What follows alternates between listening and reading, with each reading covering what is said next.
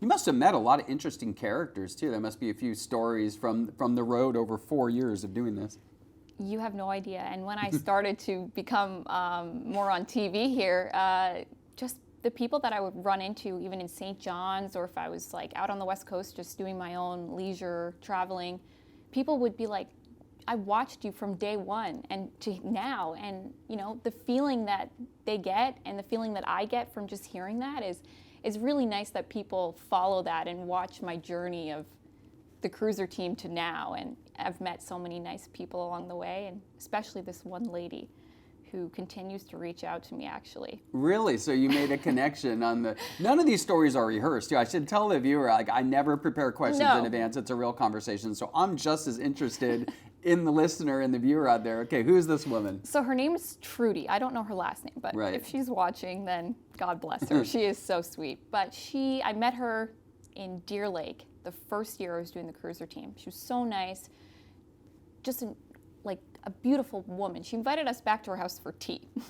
And we were like, should we do this? Should we trust this lady? And we're like, nah, she's from Newfoundland, whatever.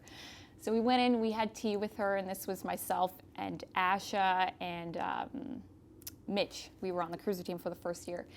And to this day, she still messages me. She'll be like, I just seen you on the news. Like, you did a wonderful job. You look beautiful. One day she told me I had too much hair in my face. So she's really looking out for me, you know? Right, giving you the tips that matter. And that is Newfoundlanders. I know my grandfather, Jeff Sterling, of Relevance, founded NTV, the station watching right now.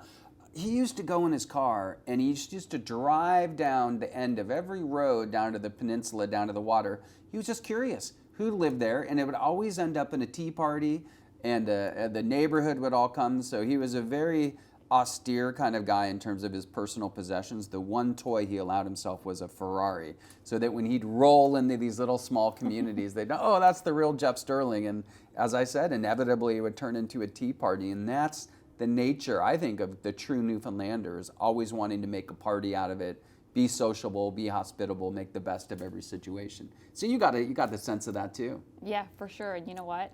I feel like Jeff, you know, he's looking down on us, and he made this company and the people that are in it who we are today. And I've actually heard stories, you know, through my dad and through my grandparents of Jeff going into communities and always being like, how's the reception down here? Yeah, and he would care. And just, he really would phone into master control if it wasn't a good reception. Yeah, so he was always making sure, from what I understand, that everybody could watch NTV and everybody was happy with it. If they weren't, he was going to find a way to fix it.